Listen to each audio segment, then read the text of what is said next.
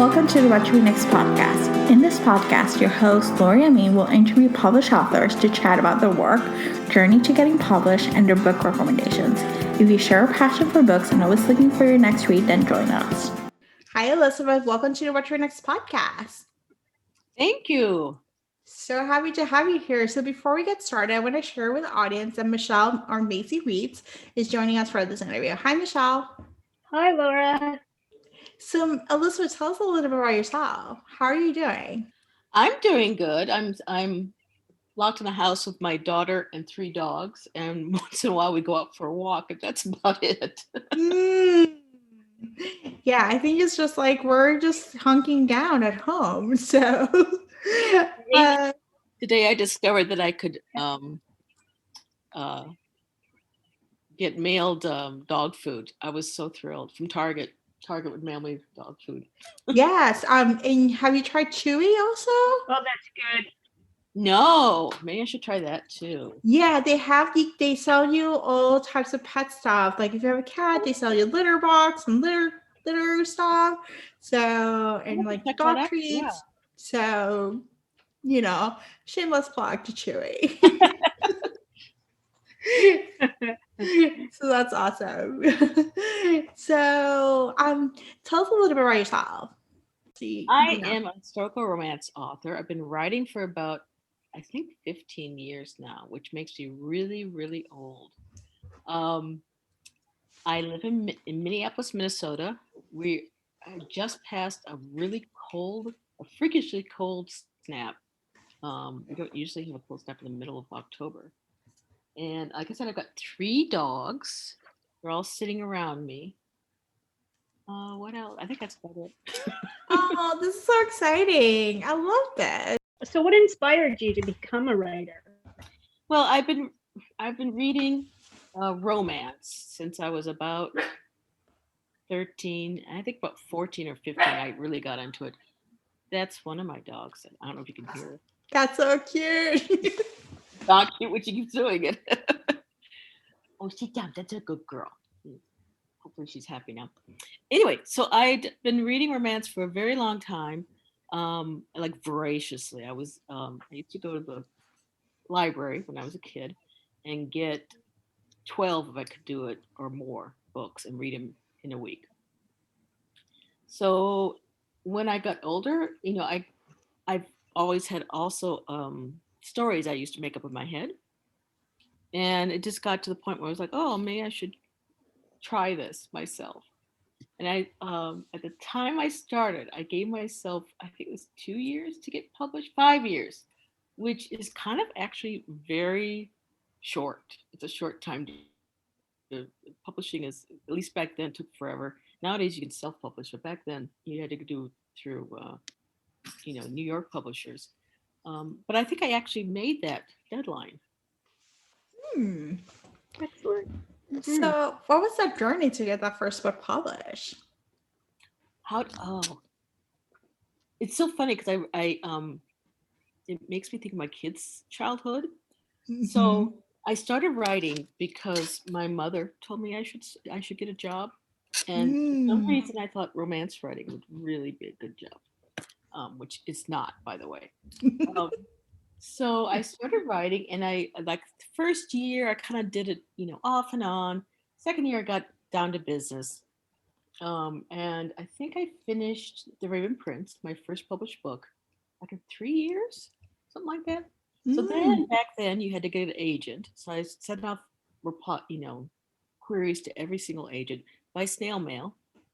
And if they said they wanted it, I'd have to mail the entire paper manuscript, which was kind of big.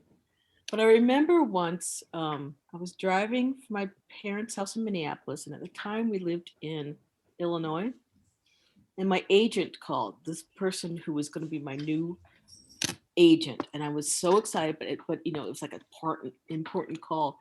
So I pulled over to a gas station, and my kids were, I think the oldest one was maybe 12, and the younger one was like 8 or 9.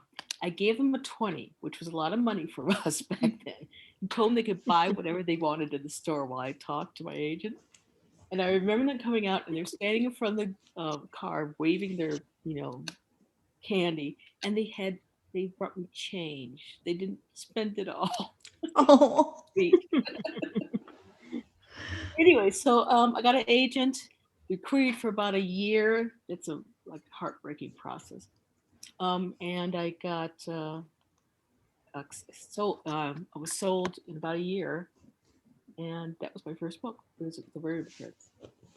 That's amazing. That's an amazing journey. So For a long time, and at the time, you don't know if you're ever going to sell. I mean, I don't know if people are still, pursuing publishing with big publishers, but there's a point where you think you're going to do it, but nothing's come up yet, and it's just such a tense situation.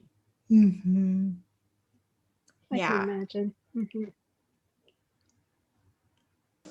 Do you follow an outline, or do you just see where the story leads you when you're writing? Well, I always try to write an outline, and sometimes the outline is like I make a spider web sort of. I think that's what they call it these days, but I used to get a big cardboard, thing from one of the. I'm stamping at my dog because she's growling at another dog. She's getting old and pesky all the time. Anyway, so I used to just connect the characters, if that makes sense. Write out what the characters I needed and that kind of stuff. I have done an entire book, chapter by chapter, scene by scene, and I believe it was the first scene where everything changed. After that, it was there's no point. So I try to do an outline. I don't usually use it. I know the high points usually. I know what I'm trying to work towards. Does that make sense? Mm-hmm. Yeah. Yeah, that makes sense. Like sometimes you just kind of have to let the story unravel, as you discover it. And sometimes you may know what the scenes are, and you may know who the couple is, but you get to see the destination, as you write it too. Working toward a specific scene, so I know, I'm excited about this couple because this X is going to happen, and so towards that scene. I do a lot of revision though. A lot of revision after I've written the first draft, which is usually almost an outline. It's really scarce. So the little fairy tales that you add, do you kind of have that idea at the beginning too, or do you just kind of plug that in when you're done writing the? For a long time, I had to wait till I had the fairy tale before I wrote the book. If that makes sense. Okay. Yeah. Yep. I didn't have the fairy tale first. But I might go back to waiting for the fairy tale first, because it kind of, I don't know if readers get much from it, but for me, it's like a foil to the main story. So often there are subliminal, I don't know if it's subliminal, but it's kind of follows the main story backwards sometimes. I can't explain it, what I'm saying, but no, I understand. Yep. Yeah. So in terms of your characters, how do you develop them? Do you meet them? Do you have an idea of who the hero or heroine is going to look like, or side character is going to look like?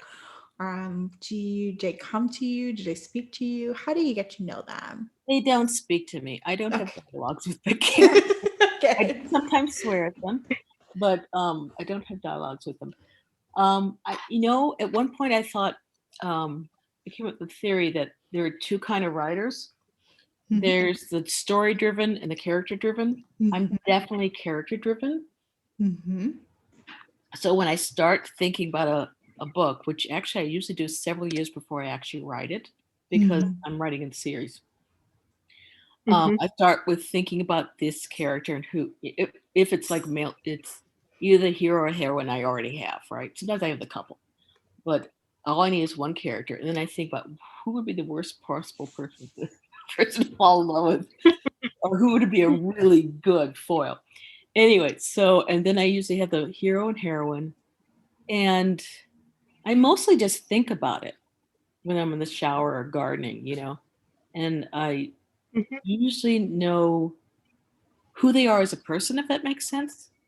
I kind of, know the outside because that's really easy to do. They're red haired or whatever. It's the inside that's really important, I think. What this person is like and why they haven't found love yet sometimes. What would be their triggers, that kind of stuff. So definitely character. Yeah. So what is your writing environment like? Do you like quiet, alone in a room, or music or something in the background, or? Well, I used to go to Variety? coffee shops. I can't do that anymore. I used to go a couple times Yeah. to a coffee shop. I really liked it because it got me out of the house, and also you're going there for a purpose, if that makes sense. So if you go there, you got to Yep. do it. And then you have nice coffee and pastry or something to, as the like a carrot and stick thing. Now I can't do that.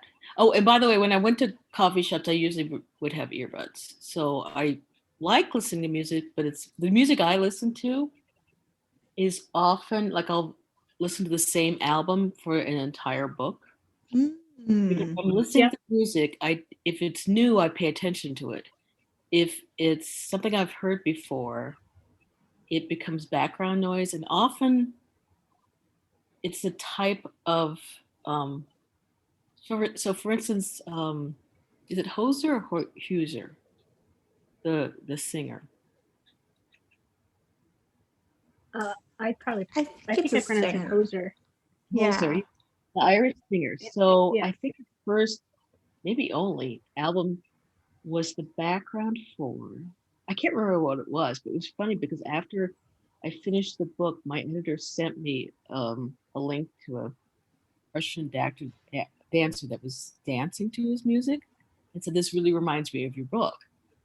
So it's funny that she got that. Oh yeah. I did. It was very interesting. So often I'll have a specific album and whatever's being sung, or if it's the kind of music will make me think of the book, if that makes sense. Yep.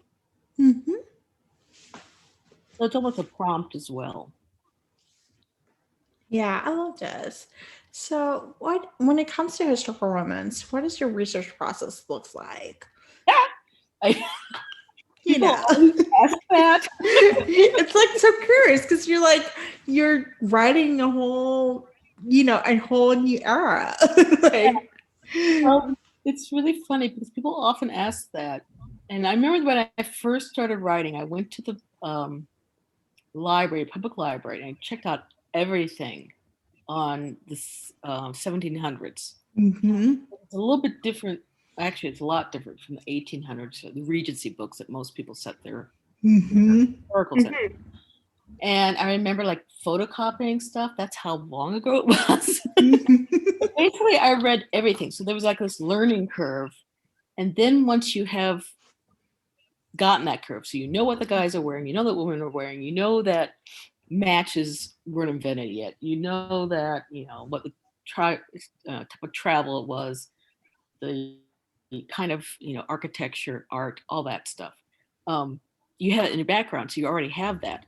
So then what happens is usually I don't do research for a specific book before starting it because I have all that background. It's when I'm writing and I'll get to a point and I'll be like,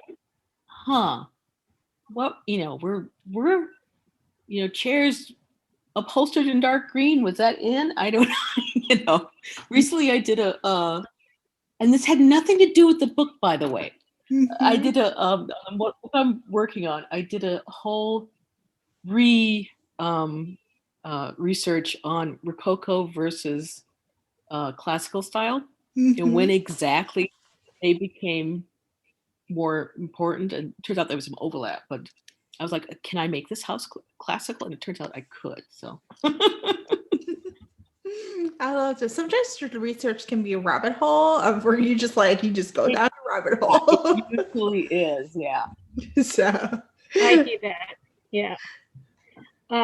Okay, so who out of all the heroes you've written is your favorite, and why? Okay, so it used to be that I'd say I couldn't, pick one because it was whatever hero I was working on. But then I wrote Duke of Sin, and the hero in there, Valentine, is definitely my favorite. He's kind of psychotic, definitely a sociopath. So he's actually the villain.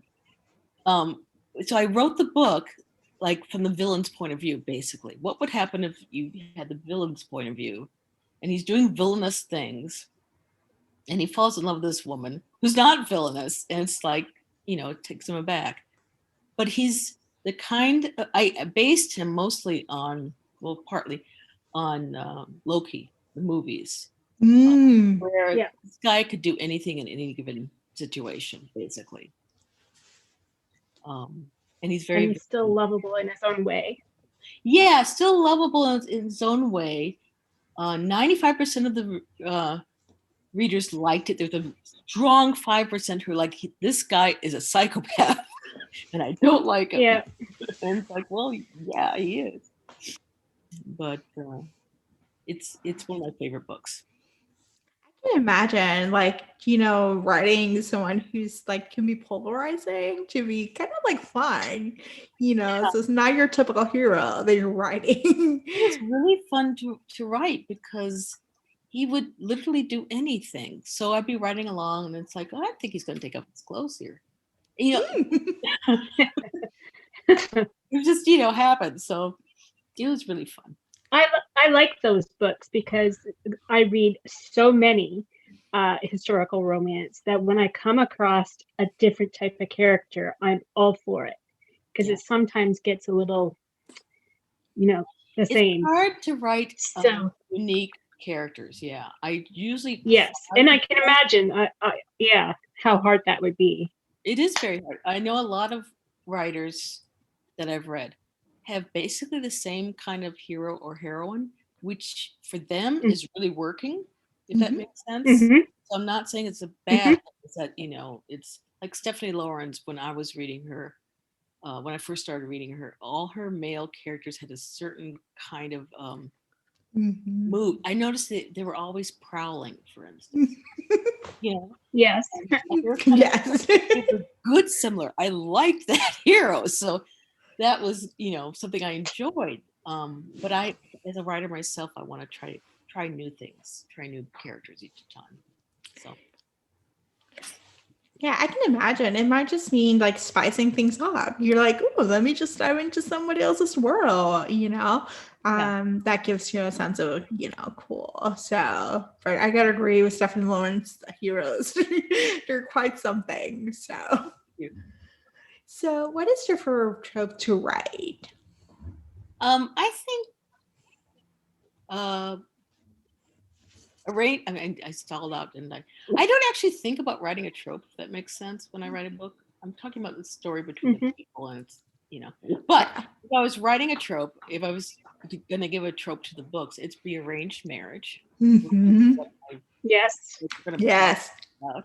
And also enemies to lovers, which is also what this book is about. So I like tension, Yes. I like arranged marriages because it's strangers getting to know each other and finding out more about the person.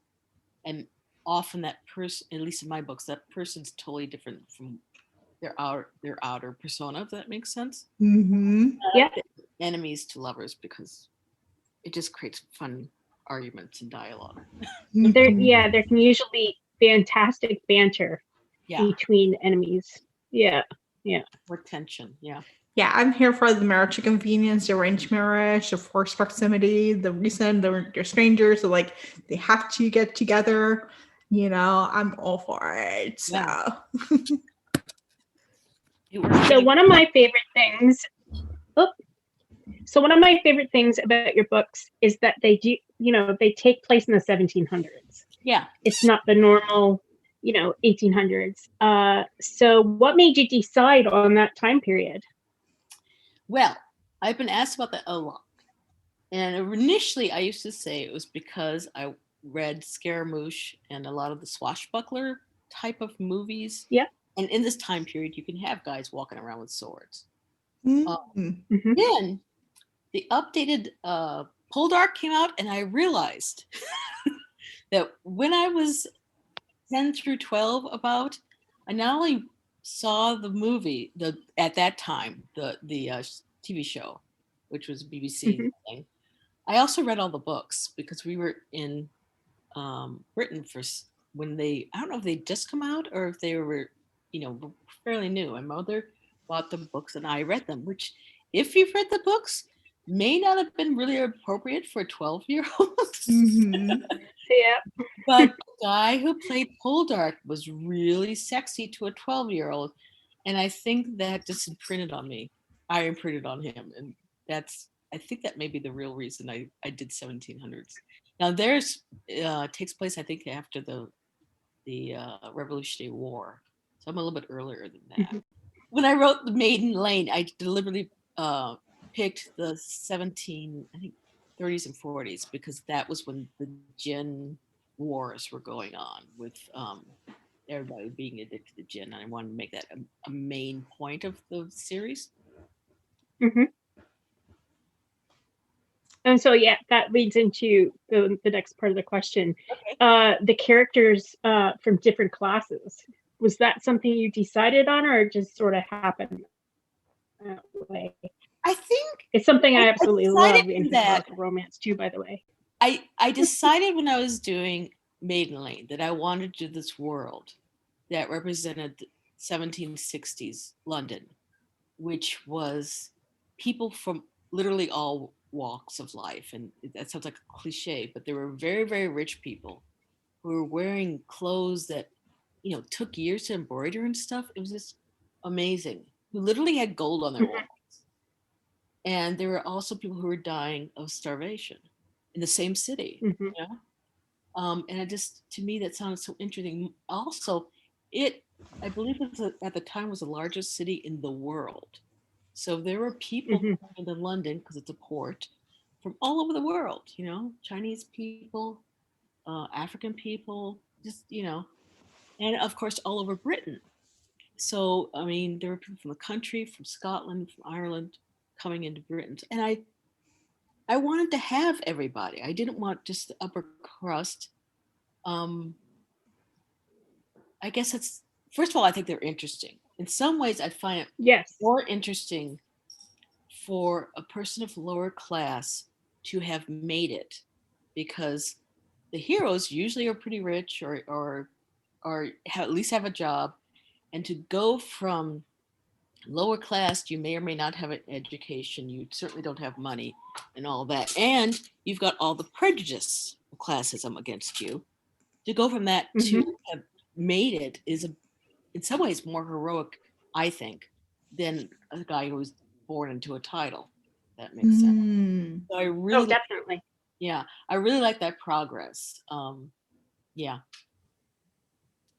I love it. It's unique enough that, someone who gets bored by reading lots of peerage, lots of the time, I think it's interesting to see, journey of different classes in historical romance. That's definitely in this new book, a thing. Yes. Did they give you a copy to read of the new book?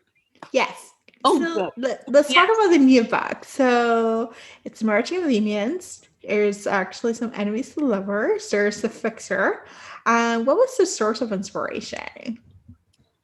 Well, if you read the first book in this series, the Grey Court series, I had two sisters, Lucretia and Messalina. Somebody said those are the worst names ever because they're Roman and both are known tragically, especially Lucretia. But I just thought it was funny that they're naming their kids after people who were killed or stuff, or murderers. Yep. And they had like this minder that was way in the background. You don't see him until like 1 or 2 pages towards the end. And I like the idea of this guy shadowing them almost in a creepy way, because he's working for their uncle who they hate. And he's doing it nefariously, they don't like him. And he's lower class, but he's sexy, if that makes sense.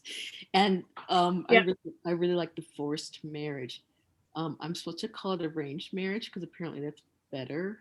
People don't want a forced marriage, but it really is a forced marriage. She gets married because she has to, and Yeah. she loathes him. At the beginning, she really hates him. So I like that. I love the progression. For someone who just it would never work for me. The forced marriage would never work for me. But I have to say, I adore this trope so much. Like, I live for the progression of like, will they? Won't they? What's going to happen? They hate each other. They're supposed to. They're going to be together. But there's the whole journey that takes place that leads you to that we're gonna fall in love. Like it's gonna be happily ever after. I know Yeah, it's like, it yeah. really it's based really upon what I just said before, that they presume something about each other and Mm-hmm. they're wrong in what they, especially Yes. her with him, because all she's seen him do is work for her uncle and be kind of this villain because he's like the uncle's fixer, if that makes sense. Mm-hmm. So he was a Yep. guy beating up other people and making sure whatever happened. And so she really hates him, and then begins to learn more about him Mm-hmm. and where he came from and what his life is. Yeah. I really enjoyed it. Oh, good. So And I really liked him. Yep.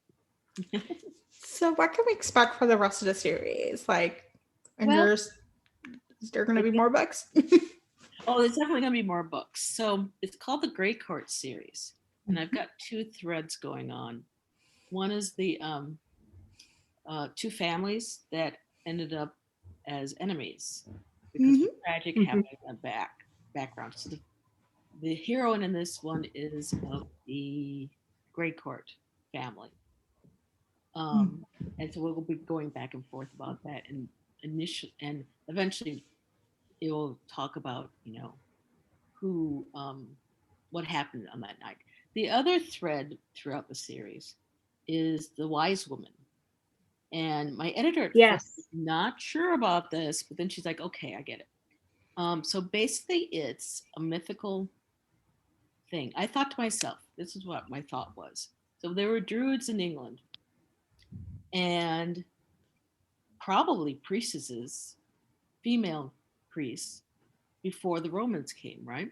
So what if Hmm. these female priests, instead of being wiped out by the Romans, went underground? So that's basically it. They're a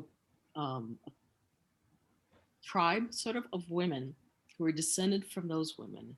Some of them are brought in who live in this little, um, place up in Scotland, but they've got spies and things in like London, and they work to help women.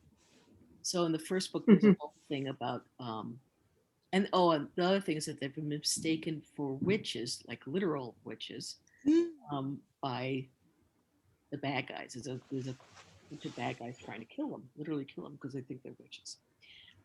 So like in the first book, there was a strand going through about a bill that was going to come before act. I'm sorry, an act that was going to come before Parliament, in which it would renew witching laws, which had been by this time taken down. So witch hunting basically, and they're trying to stop that. In this book, there's not much about the wise woman, but the one afterwards, the one I'm working on, it's going to be a woman who grew up in that conclave. It's Elsbeth, um, the, Oh yes. who's been introduced late in the thing, but she's a little bit like a fish out of water, or what is the word? There's a trope where it's a stranger in a strange land kind of thing. So for instance, she's got this thing where she finds butlers very suspicious. What are they doing? Yeah. Why are they there? And other things like that, where she just kind of looks at the society and says, "This is stupid," or "That's very strange," or "This is wonderful." Um, so she's kind of a blithe, like almost innocent, childlike. And I'm putting her up against Julian, who's the head of the Grey Court family, who is very cold, doesn't talk.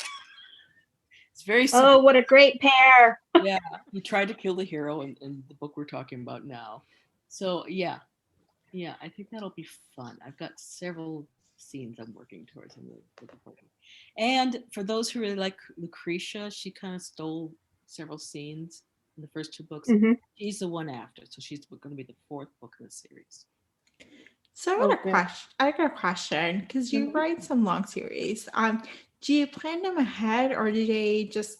It's just the nature of the beast, based on readers, based on the publisher, based on book spots. Like the series At this continues. point, let me just tell you something. The only reason I quit doing Maiden Lane is because my agent had told me at the time, or later on she said she hadn't, that I needed to end the series so we could either move to another publishing house, or at least use that as a negotiating tactic. I would have kept on going with Maiden Lane otherwise. But so I like long series, and generally when I start, I have a few characters or a few tropes that I know I'm going to do, and I'm working towards, if that makes sense. Mhm. So, like I said, I know what the next 2 books are going to be about, but things may change. In the first book, I introduced a character, and I realized I really had to do her story. That was her name, the blonde. God, I can't remember my own character's name, but she's a side character in the first 3 books. So, but she's got a marriage that will go bad, and so it's a long arc, if that makes sense. Yeah, I love it. So I'm arcing out things, if that makes sense. Yeah, and sometimes things change. As someone who loves long series to binge on, you're calling someone's, like I know it can be intimidating for some readers, but I love like being able to get lost in a world and just get new characters and come back to them and be like, oh, they're my friends, getting to see them over and over. I do try. I once read a book by a nameless author where in the first 4 chapters she introduced or reintroduced 30 characters. 30. Oh my gosh. It was this big family, and I hadn't read the other books, so I had no clue who they were. And she was obviously doing this for fans, which was nice, but for me it was like just a stall the whole story. I'm like, what is all this? I do try when I write the books to make each one stand alone. So if you're just coming up, if you want to read the Duke of Sin, for instance, you don't have to read the other books first. It's going to be nice because you would find out how I came into the series, but you don't have to do that, Yeah, I can imagine. I like that because. Go ahead. I like that because I'm also like Laura. I love a big series, and I'm actually a stickler for reading from the beginning. Yeah, I do that through. too. So, right, and I have a lot of people ask me, "Oh, can I just read this?" And I'm like, "Well, yes, but I highly recommend you start the first." But when it's a big series, they're kind of a little bit hesitant on that, and so it's good to know that some of the big series you can definitely read them alone. You don't need to. A lot of times too, people pick up a book and it's in the middle of the series and they're like, well, can I read this? And it's like, I get people asking me, I'm like, yeah, of course. You can go back to and start reading, or but that book by itself is fine. Yeah, and I know people who read out of order, like that's part of their jam. They're like, I'm really lost, and I'm like, okay, I'm a stickler for the beginning, but I read a lot of mysteries, and I have to go back to the very first, which is often not the best book in a series for an author, Yeah. So, but I have to start with that one. Yeah. So now let's go to a round of book recommendations. This is an opportunity for you to share with the audience what they should read next. What is your favorite genre? Oh gosh, questions like this are so hard to answer. I'd say romance, but lately I've been reading a lot of mystery because I write romance. If that makes sense, it makes it harder to just relax and get lost in the book, because that's why I read books, just get lost in them, and it's escapism, it's fun. So something like mystery is a lot easier for me to do, but I do like my romances. So a question I love to ask authors is, what is your favorite book outside of your own? Well, I saw that you sent a list of questions ahead of time. I saw that. I was like, oh, here's the problem.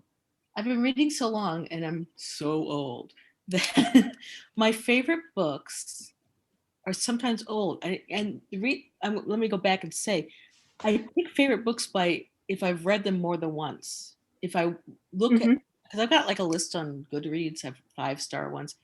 And sometimes I'll go through them and I'm like, I don't remember reading that book. But then you'll hit one and it's like, oh, I should read that again. It was such a good book, Yep. So those are my favorites. So things like Jane Eyre, I read over and over again when I was a child. Well, child being teenager. Yeah. And it came up on my list. I was like, oh, I need to read that again. Who else? There's Elizabeth Lowell. I don't even know if she's alive still. But she had a very short medieval series. I don't think it's sold, so she stopped writing. I think it was her only historical series. But I loved it. I just loved it. Let me see if I can find out what the name is, because you'd have to find it like in a library or something. Untamed, Forbidden, and Enchanted. Loved those books. I think I've read those. Yeah. Yeah. So these are books I've read It sounds familiar. over and over again until, Yeah. the book falls apart. Stephanie Lauren's Devil's Bride, again and again. Mm-hmm. Recently, the most recent book I found on this list was K.J. Charles, her Magpie Lord series. Have you read that? So it's a male. No. But it's historical, but also mystery and supernatural all together, which I kind of like sometimes. So I just found I'll definitely have to look into that. Yeah, if you can get a good mystery in there, I really like it. So, but it's hard with romance, and it's hard for a mystery to have a good romance, if that makes sense. Mm-hmm. Yeah. So tell us where we can find you online. Where you can find me online? Yep. Well, I'm most often on Twitter, Elizabeth Hoyt. I've also got a website, but I think people don't look at websites anymore, do they? Yes, they do. We would check if there's updates and whatnot. Yeah. So www.elizabethhoyt.com. That's my website. I'm not on Facebook too often anymore, but since a book's coming out, I'll probably be going back to that. And I've been told that I need to be on Instagram more often. This is for my daughter in Germany who posts things like little pictures of cactuses. So I'm needing to be back on there so I can see her little pictures of cactuses. That's amazing. So thank you, Elizabeth, for being on the show. Thank you so much. Thank you. This has been a fun conversation. Thank you, Michelle, for being on the show. And thank you. If you enjoyed this podcast, feel free to share with friends, subscribe, rate, and review the show. This is the easiest way to support this podcast. Once you connect with fellow romance readers and make new friends, get weekly book recommendations, attend monthly meetups, then join our Patreon community. You can join at whattoreadnextblog.com/Patreon.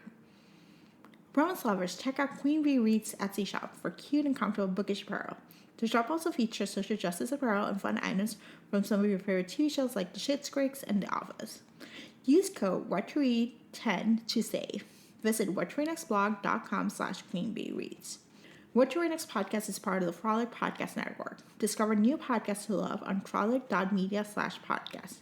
Thank you so much for listening and have a great day.